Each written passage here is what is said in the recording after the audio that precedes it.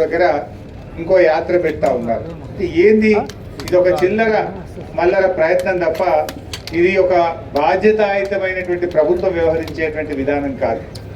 అంటే ప్రతిపక్షానికి స్పేస్ లేకుండా తాము ఆక్రమించుకోవాలనే ఒక చీప్ టాక్టిక్స్, ఒక చిల్లర ప్రయత్నం తప్ప ఇందులో ఒక పైశాచిక ఆనందం తప్ప ఒక ప్రభుత్వం యొక్క విధానం కాదు, ఒక ప్రభుత్వం అవలంబించేటువంటి పద్ధతి కానే కాదని కూడా ఈరోజు చెప్పుకోక తప్పదు.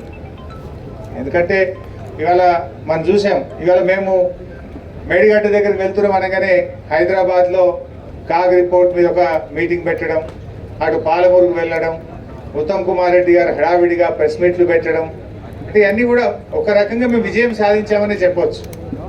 ఆనాటి మా నల్లగొండ సభ, మా నాయకులు కేసీఆర్ గారు పెట్టిన నల్లగొండ సభ కాంగ్రెస్ ప్రభుత్వం మెడలు వంచి మేము కేఆర్ఎంబీకి ప్రాజెక్టులు అప్పచెప్పము అని అసెంబ్లీలో తీర్మానం చేయించింది నల్లగొండ యాత్ర.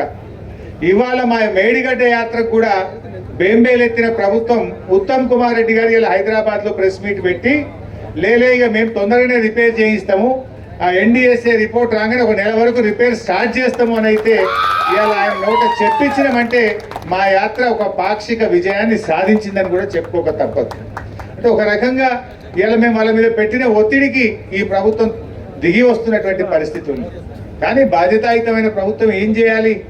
వాస్తవానికి 3 నెలలు అయింది, దాదాపు మీరు అధికారంలోకి వచ్చి 3 నెలలు అయినా ఈ ప్రాజెక్టును పునరుద్ధరించడానికి ఈ రోజుకు ఒక్క అడుగు ముందుకు వేయలే. మీరు ఏమనంటే ఎన్డీఎస్ఏ రిపోర్ట్ అని చెప్పి కాలయాపన చేసి రేపు వర్షాకాలంలో ప్రాజెక్టు పూర్తిగా దెబ్బతీయాలనే ఒక కుట్ర ఈరోజు మీలో కనబడుతున్నటువంటి పరిస్థితి ఉన్నది. బట్ ఏది ఏమైనా ఇవాళ మా పర్యటన ముఖ్యంగా ఈ ప్రభుత్వం గత కొంతకాలంగా ముఖ్యంగా కాళేశ్వరం ప్రాజెక్టు మీద చేస్తున్న కుట్రలను బట్టబయలు చేయాలని, ఈ ప్రాజెక్టు యొక్క నిజస్వరూపాన్ని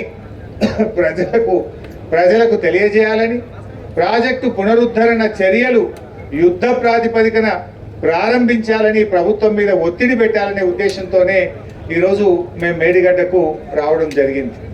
అంటే ముఖ్యంగా ఈ ప్రభుత్వాలు అనేటువంటివి ఇవాళ రైతుల పక్షాన ప్రజల పక్షాన పనిచేయాలి, కానీ ఎంతసేపు ప్రతిపక్షం మీద బురద జల్లాలి, గత ప్రభుత్వం మీద బురద జల్లాలనేటువంటి చిల్లర ప్రయత్నాలు మానుకోవాలని చెప్పి నేను కోరుతా ఉన్నా. అంటే పార్లమెంట్ ఎన్నికల్లో 4 సీట్లు ఎక్కువ పొందాలి, గత ప్రభుత్వాన్ని బదనాం చేయాలని